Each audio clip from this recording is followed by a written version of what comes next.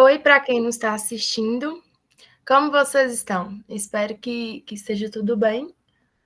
Hoje estamos aqui para apresentar o segundo decálogo de estudos coletivos do pensamento negro-africano e afrodiaspórico do NUPED, Núcleo de Pesquisa, Ensino e Extensão sobre a Diáspora Africana. E abordaremos uma reflexão coletiva sobre a última obra estudada aqui, em nosso núcleo, que é A Invenção da Mulher, da autora Yoronke Ayomi. Eu sou Mariana, sou uma mulher negra, norte-mineira, catrumana, e tenho o privilégio e prazer de fazer parte desse núcleo de estudo. Antes da gente iniciar a síntese da obra, eu apresentarei a vocês a grande autora da obra, que é a Yoronke. Yoronke Ayomi é uma socióloga nigeriana de origem iorubá, nascida em Ogbomoso, cidade situada no atual estado de Oyo, na Nigéria. Ela é pertencente a uma importante linhagem iorubá. É uma pensadora oxunista, isso é, uma pessoa que se inspira nas qualidades e valores associados a Oxum, orixá das águas doces, da beleza, do amor, da fertilidade e da riqueza. Se manifesta na forma de pensar, agir e interpretar o mundo a partir de princípios e perspectivas que refletem os atributos e ensinamentos de Oxum. Yoronke é formada pelo curso superior de Sociologia da Universidade de Ibadan, na Nigéria, e depois mudou-se para os Estados Unidos, onde obteve seu doutorado em Sociologia pela Universidade da Califórnia, de Berkeley. Ela tem se dedicado às pesquisas interdisciplinares, associando estudos sobre gênero, sociologia do conhecimento e perspectivas africanas. É uma importante autora para questionamentos e críticas acerca da ocidentalização do mundo. A obra A Invenção da Mulher foi seu primeiro livro publicado em 1997, nos Estados Unidos, resultado de sua tese de doutorado, Mães e Não Mulheres, criando um sentido africano para os discursos de gêneros ocidentais, de 1993. Em 2003, ela publicou Mulheres Africanas e Feminismo, refletindo sobre a política de irmandade. E em 2011, publicou Epistemologias de Gênero em África, Tradições, Espaços e Instituições Sociais e Identidade de Gênero. Ela foi reconhecida por importantes prêmios, como a Associação Americana de Sociologia. Sua pesquisa e obra lhe garantiu financiamentos de agências como a Fundação de Rockefeller, a Agência Presidencial Estadunidense e a Fundação Ford. Atualmente, ela leciona na Universidade de Stony Brook, localizada na Califórnia, nos Estados Unidos. Yoronke é uma voz ativa em conferências e seminários no mundo inteiro, onde ela compartilha seus ideais, ideias e pesquisa. Seu trabalho tem sido fundamental para promover uma compreensão mais profunda e respeitosa das culturas africanas e seus sistemas de organizações sociais. Também tem sido uma importante autora para compreender o papel da mulher a partir das referências africanas e, em específico, da cultura iorubá. Ela vem de uma família numerosa. Em 1973, seu pai ascendeu ao trono e tornou-se Soun, monarca de Ogbomoso, uma importante unidade política da sociedade Oyo-Yorubá. O lugar que Yoronke denomina como lar é Aafin, Soun, ou palácio. Diariamente em seu lar, ela escutava percussionistas de tambor e ouvia oruquis, poesias laudatórias dos seus antepassados que eram recitados, enquanto as mães ofereciam poemas a membros da família como saudações. A ancestralidade está e sempre esteve presente ali, na sociedade de Oyo, e na vida da autora. O palácio qual ela viveu, na velha Oyo, era considerado os centros de rituais diários e o fluxo constante de pessoas da cidade que prestavam homenagem levava história para os seus pais. Os rituais anuais como Egungun, Olê e Ogibê eram ensinados a reconhecer, lhe ensinou a reconhecer a continuidade cultural e a fez apreciar instituições autóctones. mesmo em meio a mudanças espantosas da invasão colonial ocidental. Ela acreditava que todos esses eventos e processos foram significativos para mudar sua abordagem em questões das quais tratam a obra. A sociedade da qual ela vem, a Irobolândia, possui um sistema de organização diferente do sistema de organização do Ocidente. Na Velha Oió, assim como ela determinava antes da invasão colonial, a idade cronológica relativa que organizava a sociedade, e não o tipo sexuado do corpo. Ou seja, antes da invasão colonial, ela argumenta que as sociedades iorubá não se estruturavam suas relações sociais em torno de uma divisão de gênero binária, mas sim em torno da senioridade e outras formas de hierarquia social. Ela tratará dessa distinção no decorrer da obra. E assim eu encerro a apresentação da autora. Olá, boa tarde a todos, todas e todes, né, que nos acompanha aí, né, nos vídeos do NUPED, nas atividades, né, que a gente desenvolve aqui de formação, né. Bom, hoje nós estamos todos aqui reunidos para poder fazer a apresentação e as nossas considerações coletivas sobre este livro, né, desta autora que a Mariana acabou de apresentar, né. Então, o livro é esse, A Invenção das Mulheres, construindo um sentido africano para os discursos ocidentais de gênero, né? Então, o que a Oyoronke, essa pensadora africana pulsante, né, que trouxe para a gente nesse livro uma série de considerações, de tópicos extremamente importantes para se compreender, se não culturas autóctones, ao menos a cultura Oió, né, da Yorubalândia, né? Então, determinados pontos, né, da cultura de Oió, a gente observa que já foram apresentados na primeira obra que a gente apresentou aqui, que foi do Cheikh Anta Diop, né, a Unidade Cultural da África Negra, e que são duas obras que dialogam bastante, assim, tem vários pontos em comum, né?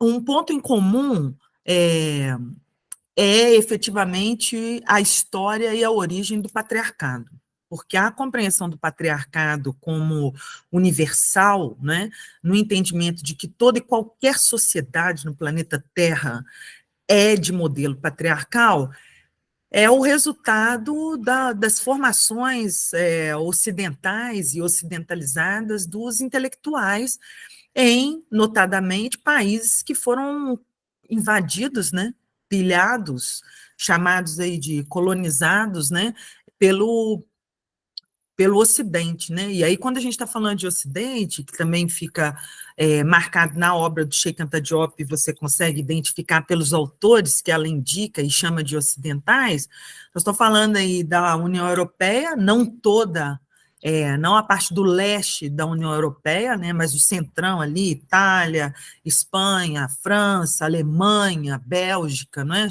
Suíça, ou seja, o centro forte ali da União Europeia, os Estados Unidos, o Canadá, a Austrália, o Japão, né, que entrou tardiamente nesse grande bloco, mas que também faz parte do Ocidente, né, que empreendeu o mesmo modelo de dominação dos ocidentais em colônias no resto do mundo asiático, né? Então, esse grande grupo é o que a gente, e é o que o Cheikh Anta Diop, é o que a Oyoronke também aqui está chamando de o Ocidente, né? E na obra, qual é o ponto comum, assim, né, fundante para mim em relação à obra do Cheikh Anta Diop? É que a Oyoronke consegue perceber os mesmos elementos que são os elementos e comportamentos e práticas culturais dos agrupamentos humanos do berço nórdico, né, na teoria dos dois berços civilizatórios que o Cheikh Anta Diop desenvolve, e esses comportamentos se veem refletidos na forma de análise que intelectuais ocidentais apresentam ao estudar alguma prática cultural, e prática cultural, quando né, ela está se referindo, ou eu, ou o Sheikh Anta Diop, ou no PED está se referindo, nós estamos falando de todas as práticas culturais, ou seja, economia é uma prática cultural, religião é uma prática cultural, ciência é uma prática cultural, não é? Então, são práticas produzidas por seres humanos, são práticas culturais, né? Não são práticas naturais, né? Então, a Oironque percebe, né, elementos que o próprio Sheikh Anta Diop já tinha notado, já tinha identificado nessa cultura a partir de pensadores ocidentais, né? E que quando você lê ocidentais pensando que eles estão falando sobre eles mesmos, você também identifica essas categorias lá. O individualismo, o patriarcado, a competição, a defesa da propriedade privada, né, a instituição da jurisdição que legitima, né, a propriedade privada de partes que compõem aí o meio ambiente, né, ou seja, o orbe terrestre, que é algo que não é passível de ser tornado propriedade privada, não é? Então, é uma invenção aí de organização ocidental, sem dúvida. E aí, o que ela faz na obra? Ela estabelece uma diferença, a partir desses elementos mesmo, entre o que ela chama de cosmovisão ocidental e cosmopercepção de Oió, né? E que pode se estender, fazendo a leitura do livro da Oironque com outros autores africanos, né, que atentam para esses mesmos elementos, né, que dão essa unidade, não é uma unidade dentro da diversidade, ou seja, dentro da diversidade étnica, há alguns elementos que aparecem em diferentes comunidades autóctones.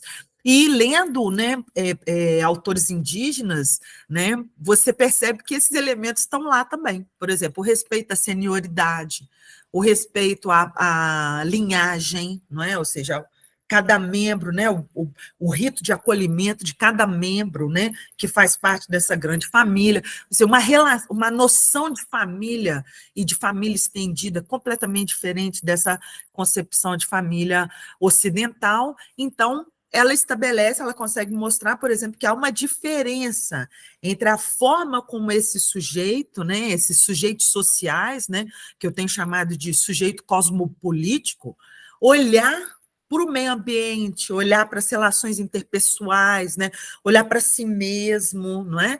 E que não fica reduzida à dimensão da visão, não é? Não significa que cosmopercepções não considere a visão, não é isso que ela diz, não está isso na obra nenhuma, né? Mas o que ela diz é que a cosmovisão ocidental é muito centrada na visão, né? E por quê?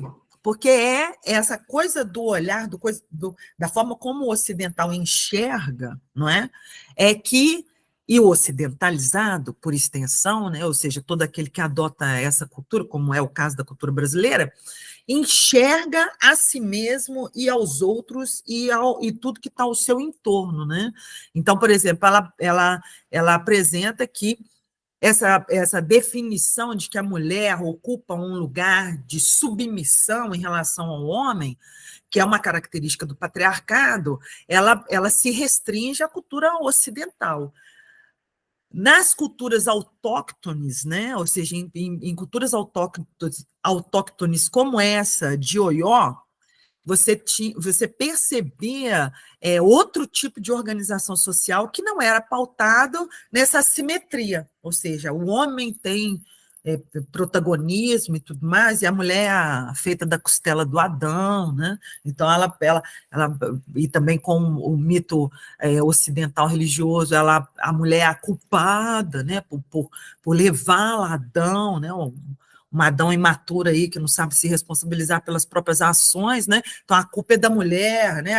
Aquela lógica. Então, em cosmogonias, ou seja, em cosmopercepções de culturas não ocidentais, em várias indígenas que a gente tem aqui no território nacional, e por extensão, né, das culturas africanas que sobreviveram ao processo de dominação, não só administrativa, econômica, mas, sobretudo, cultural da cultura ocidental, né, a partir do seu universalismo, faz com que essa cultura enxergue, né, a partir do que ela define aí como um determinismo biológico, características anatômicas, né? Então, a mulher não tendo falo, o homem tendo falo e tudo mais, determina na sociedade qual é o lugar que cabe a cada um.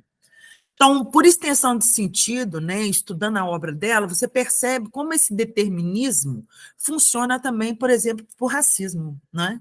Quando é o fenótipo, a cor da pele, que define, né, qual é o lugar, na perspectiva ocidentalizada brasileira, né, e ocidental, qual é o lugar social que ocupa uma determinada pessoa, né, uma mulher negra, um homem negro, uma criança negra, não é? E qual é o lugar que ocupa nessa mesma sociedade um homem branco, uma mulher branca e tudo. Então, na cultura ocidental, nessa cosmovisão ocidental, como enxerga a pessoa, né, como você determina a pessoa pelas suas características, você pressupõe qual é o lugar social que essa pessoa ocupa, não é?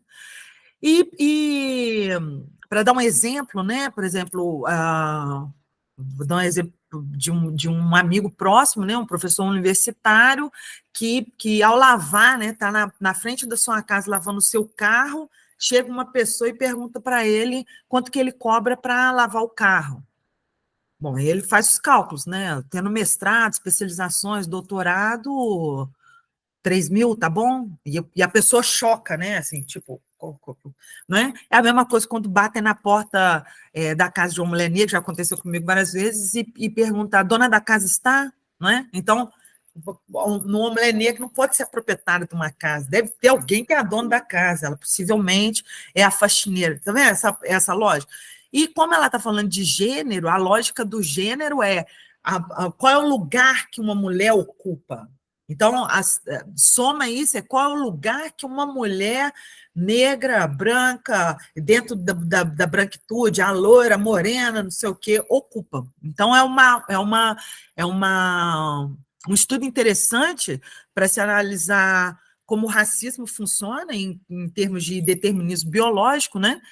E também é um estudo extremamente interessante para os estudos feministas, não é? Para compreender que o patriarcado não é universal, né? E entender também que há uma outra lógica, que é a do matriarcado, né? E essa lógica não é a lógica ocidental nem ocidentalizada. Significa que, em termos oficiais, o Brasil nunca viveu uma estrutura matriarcal.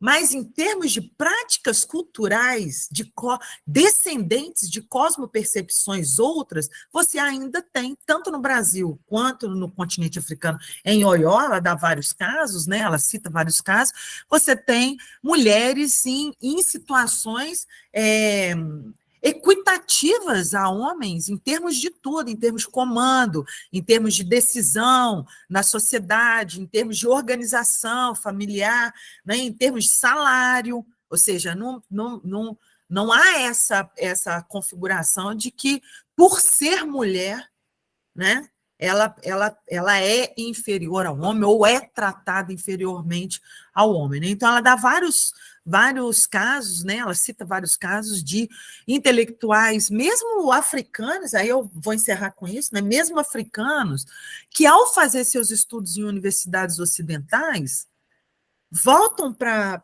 o seu próprio território com a lógica que a educação ocidental imprimiu na cabeça dele. Então, quando ele chega perto de uma sociedade que é organizada de uma outra forma, de uma outra perspectiva, ele não enxerga, porque a lógica dele é um enxergar, ele não enxerga, ele não, né, ela dá casos, por exemplo, de autores que trabalharam, por exemplo, com os Ashanti por mais de 20 anos, e o intelectual que interpreta, né, que analisa essa sociedade, chega a dizer para eles, perguntar para eles, por que que eu não percebi que as mulheres aqui têm um papel importantíssimo, né? São inclusive lideranças e tudo mais, e ele é respondido, né, pelos alafim, né, ou seja, os governantes dessa comunidade, dizendo, olha, imediatamente a gente percebeu que você não entendia isso, que você não tinha percepção disso, que vocês, na cultura de vocês, tratam as mulheres como se fossem objetos secundários. Então, nós deixamos você aí com o seu limite, né? Então, eu acho que é isso que é possível e é urgente. Por isso que eu indico essa obra para todo mundo, né? Não só para os estudos feministas, mas também todo e qualquer intelectual brasileiro ou pesquisador, para perceber, né, em que sentido, em termos de Brasil, ao adotar a cosmovisão e a lógica ocidental, não se enxerga o país na sua diversidade de cosmopercepções. Porque se há uma cosmovisão ocidental dominante enquanto cultura no Brasil, ela não é a única, entendeu? Há cosmopercepções indígenas e afrodiaspóricas nesse território. Então, seria interessante perceber que há outras lógicas de interpretação da sociedade, né, para não incorrer em erros que a Oironquê relata, vários erros, né, de interpretação na obra dela. Então, assim eu encerro aí a apresentação da obra. Tem muita coisa, seria impossível resumir essa obra, né, em alguns minutos, mas faça sugestão assim forte para que leiam. É uma obra importantíssima e vai formar a todos que lerem melhores pesquisadores. A mim me fez uma melhor pesquisadora, com certeza. Obrigada.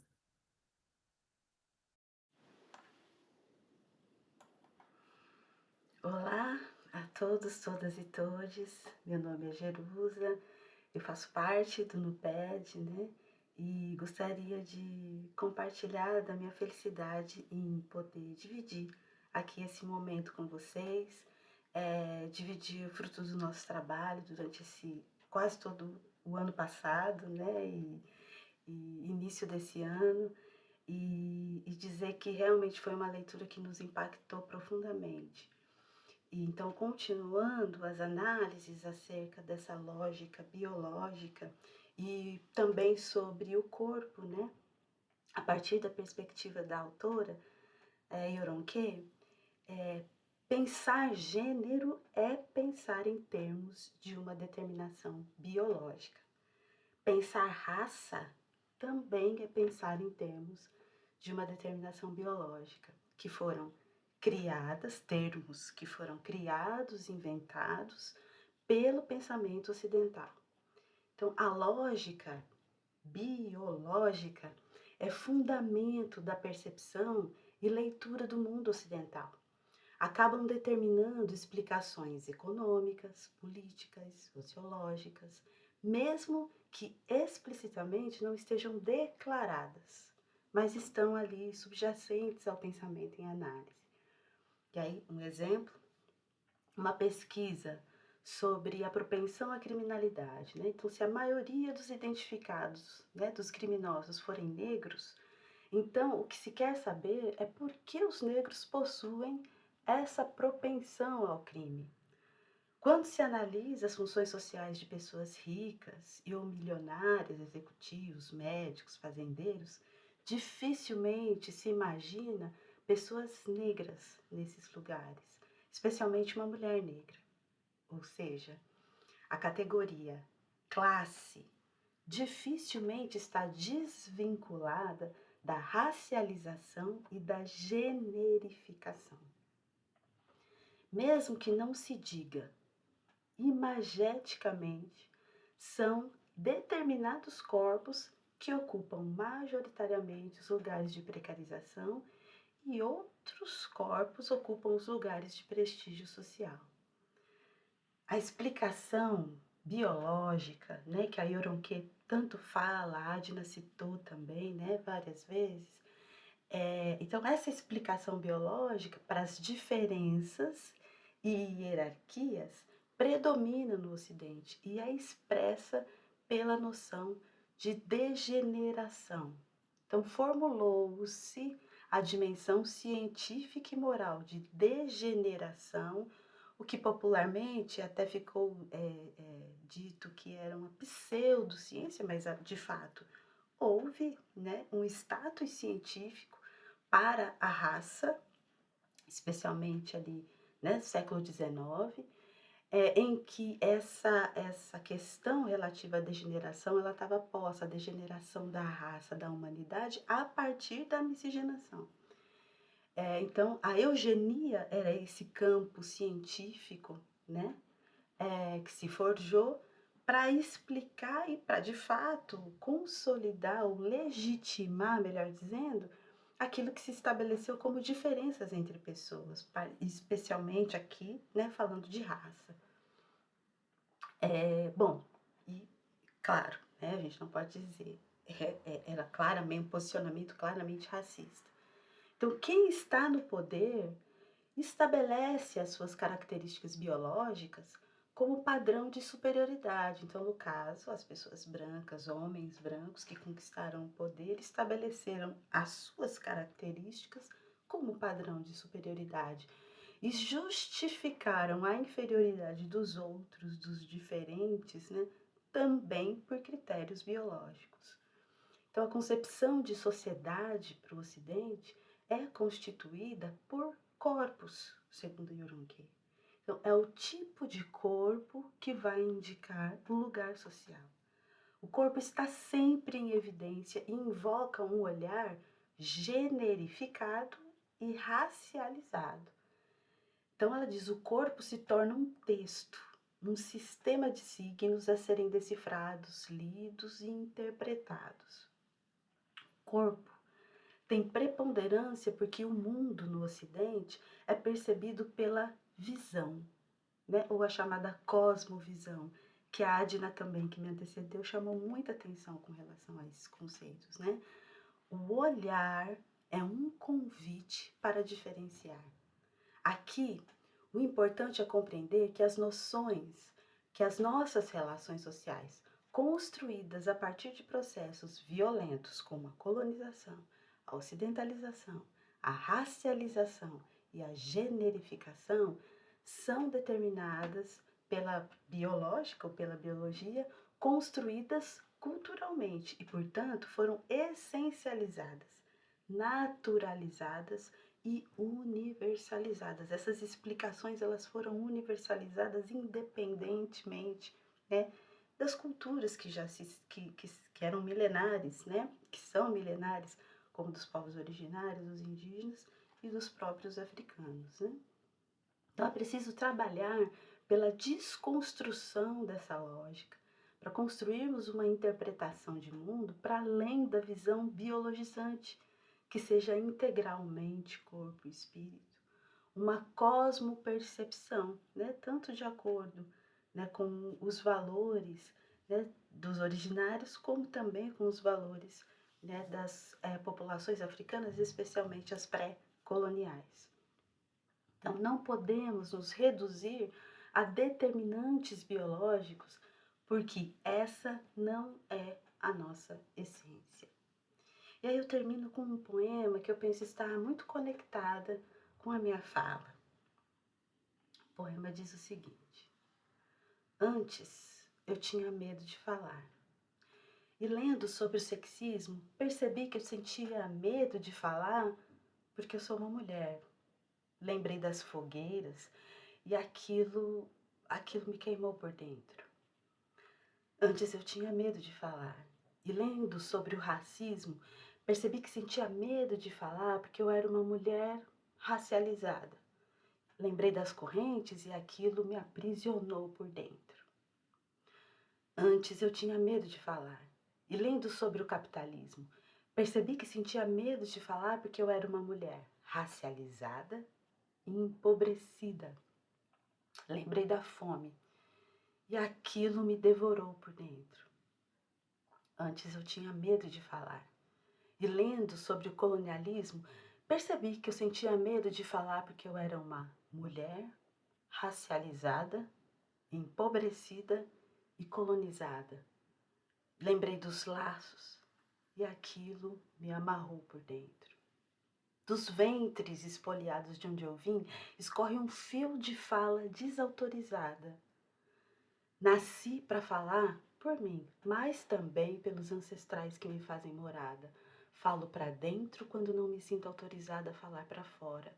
E falando para dentro, apago a fogueira da Inquisição, quebro as correntes, sacio a fome por expressão e desato os laços nos dentes.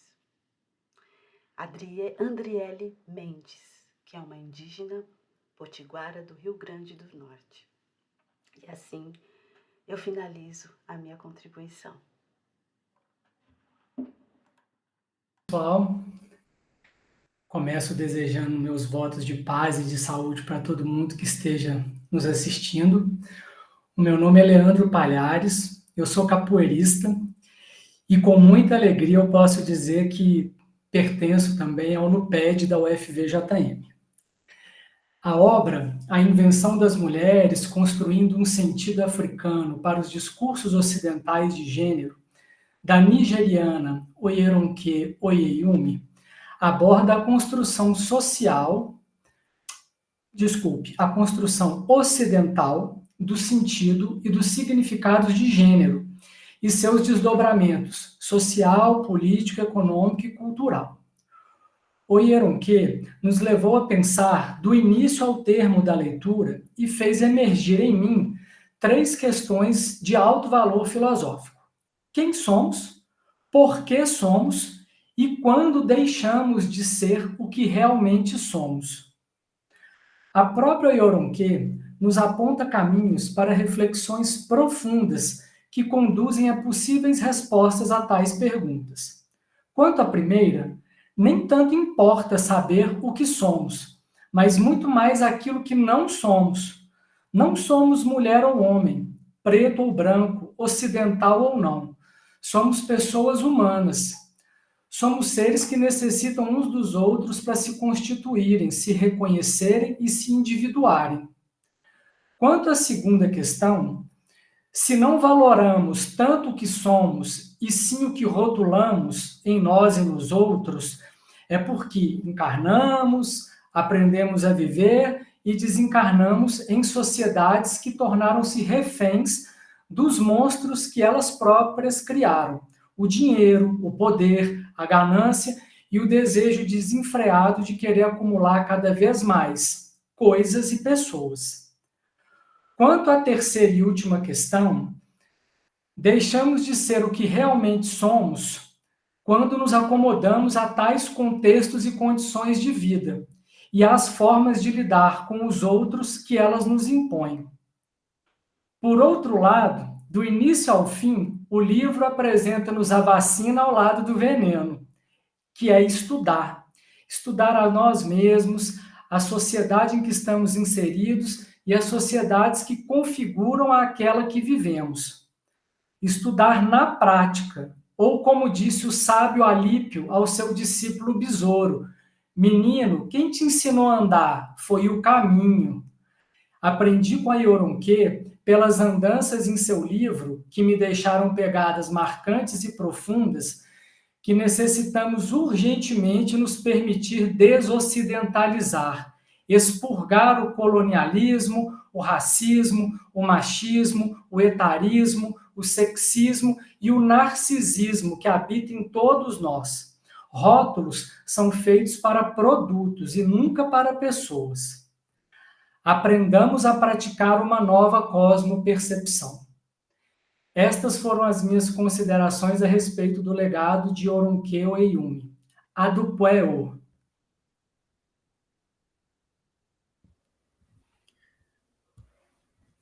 Boa tarde, saudações ao público que nos assiste.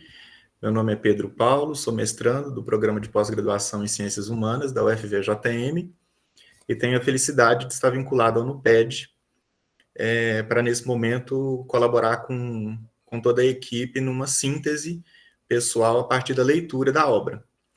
Então, eu a partir dessa análise, né, do que consegui contemplar da obra, eu elenquei alguns pontos dentro dos quais eu vou, enfim, sintetizar essa percepção.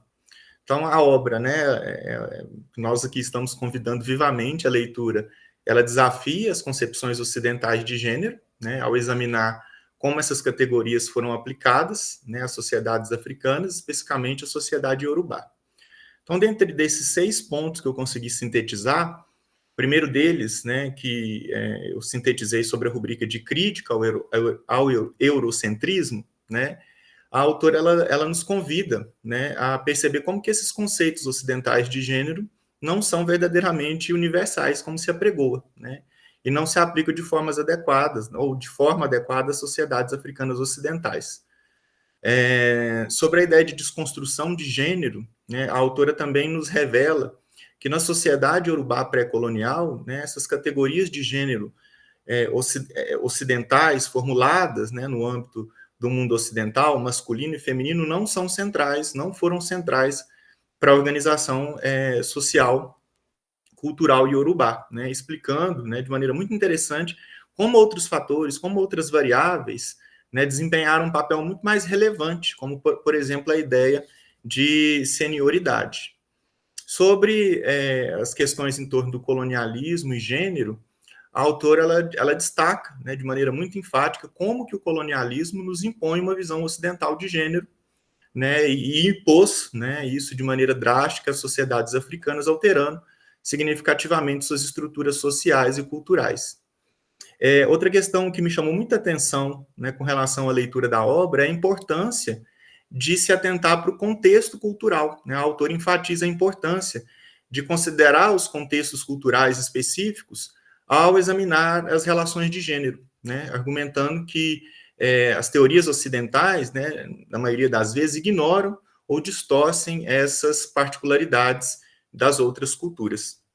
E, por fim, né, um ponto muito interessante que me marcou com relação à leitura da obra são os desafios que a autora coloca à teoria feminista ocidental, né? Que ela, com toda o brilhantismo que ela nos apresenta as ideias, né, ela desafia a ideia de que a experiência de gênero não é a mesma em todas as culturas, né, encorajando uma visão mais pluralista, né, e contextualizada do feminismo como uma teoria social. Então, essas são as minhas percepções sobre o livro.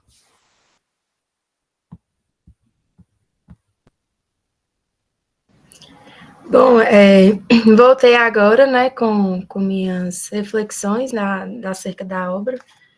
Primeiramente, essa obra aqui, ela mexeu muito comigo em várias questões, assim, e o como que essa invasão colonial, ela impôs gênero na sociedade africana, né?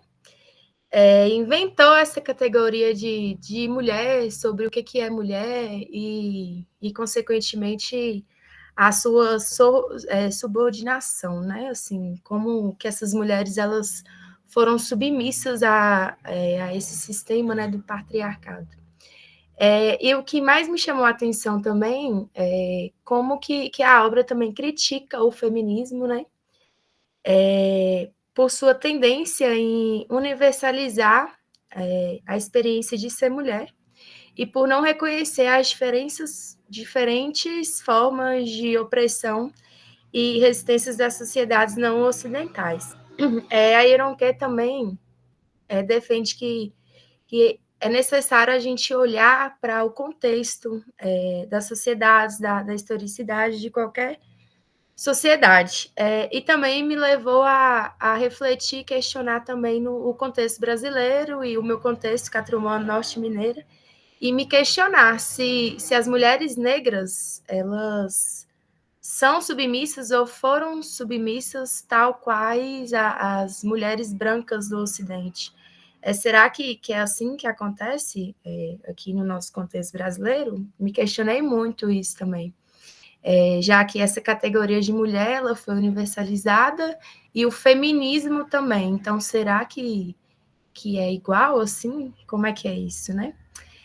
E também me chamou muita atenção que até os deuses, as deusas, elas passaram a ter gênero, né? Que antes a Iroquê fala que essas divindades não tinham gênero. E também me trouxe muito também a reflexão que, quando a gente for estudar, qualquer contexto, né, estudarmos a África, por exemplo, a gente tende a traduzir essas sociedades com base nessa cosmovisão ocidentalizada, né? E que é necessário a gente despir dessa cosmovisão, a gente saber ver o contexto sem essa coisa que está impregnada na gente desse Ocidente. E assim eu encerro as minhas considerações.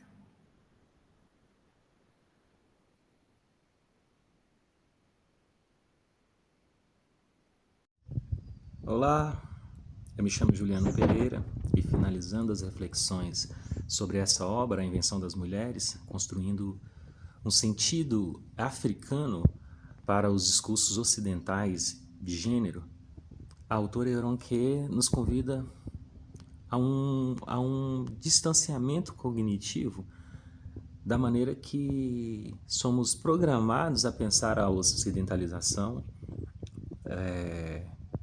ou mesmo a colonização, né? Ao se tratar das proximidades que a colonização busca fazer nas disputas das lógicas de uma cultura milenar, que é a Iorubá, a autora vai se desmistificando a forma rasa e perversa que a colonização vai fazendo ao adentrar na cultura ocidental com as suas leituras, com as suas perspectivas e disputar a maneira de pensar, de sentir e de ser o povo iorubá. Carregando uma fantasia de progresso, de civilização, a cultura ocidental vai manipulando e buscando transferir suas lógicas que hierarquiza as condições de gênero. A autora me provoca em lugares sensíveis, né, do ponto de vista da minha existência enquanto um homem negro, para imaginar como é que nós possamos alterar a forma de nos comportar na sociedade ocidental ou ocidentalizada, de maneira a confrontar esses caminhos dados pelo Ocidente. A cultura iorubá tem muito a nos ensinar. Uma cultura milenar que tem seus parâmetros, seus paradigmas assentados em valores que nós ainda não conseguimos entender.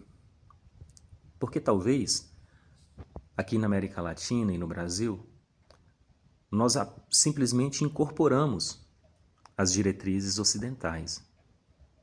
E na condição de um homem negro, a minha performance está assentada muitas vezes na maneira como se educa ser um homem, na maneira como se educa tratar a relação de gênero e tratar as relações de poder na sociedade. E Euronque me provoca em um lugar sensível e afirma para mim que são situações diferentes. O que aconteceu no seu tronco iorubá é diferente do que acontece aqui na América Latina, do que acontece aqui no Brasil. A colonização da sua cultura, ela se deu pelas disputas, ela se deu pelas escritas e reescritas, muitas vezes falaciosas e mentirosas do Ocidente, que vai incorporando uma lógica perversa, patriarcal, sexista, nas relações de poder da sociedade iorubá. Me parece que no Brasil, não. No Brasil é imposto já um modelo civilizatório sem considerar as relações aqui existentes, das culturas indígenas e também das culturas negras que chegam. Ler essa obra me leva para um lugar muito provocador em mim mesmo, quando eu penso em especial em uma cultura que bate à nossa porta, né? Que é essa cultura digital, né? Globalizada. E aí eu fico me perguntando por que é que a Alexia é uma mulher, por exemplo, né? Quem tem inteligência artificial em casa e que transfere comandos para essa inteligência artificial, se se baseia em que tipo de relação? Talvez nós precisamos ficar um pouco mais atentas e atentos à forma como nós incorporamos as lógicas e as determinações de uma cultura que a gente já sabe que é predatória, de uma cultura que a gente já sabe que hierarquiza, já sabe que segmenta e que já sabe que tem os seus propósitos bem definidos, que é de exploração, que é de diminuição e que é de supervalorização de uns em relação a outros. Em um mundo que se faz cada vez mais globalizado, em uma sociedade que se faz cada vez mais atenta e sensível, é preciso questionar o que ainda talvez não está sendo questionado, né? Os paradigmas e as lógicas que às vezes nós já incorporamos e já naturalizamos, né, como verdadeiras. Me soa estranho, nesse exato momento, muitas das coisas que reproduzo e que muitas vezes faço sem filtro, faço sem reflexão. Yoron-ke nos convida a uma reflexão mais profunda, a um olhar mais sensível para que nós possamos definir de fato que os rumos que nós queremos para as nossas relações interpessoais, para as nossas relações sentimentais, para as nossas relações políticas. Sinto-me extremamente provocado a mudar a minha lógica e a me questionar um pouco além do que eu fazia antes. Encerrar essa obra me dá um alívio, mas também um certo sentimento de que algo ainda há para ser feito. Eu convido vocês a vir estudar com a gente a próxima obra do Aimé Césaire e somar as reflexões que a gente tem acumulado no NUPED nos próximos livros do decano, nos próximos livros que a gente vai ler aqui nesse espaço. Um abraço, fiquem bem e até a próxima.